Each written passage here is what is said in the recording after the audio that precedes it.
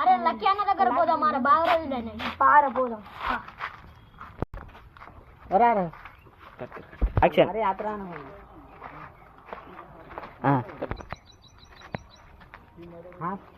అరే ఎటు పోతాం రా లక్కీ అన్న దగ్గర రా నేను కూడా అట్లా పానరా సరే పారా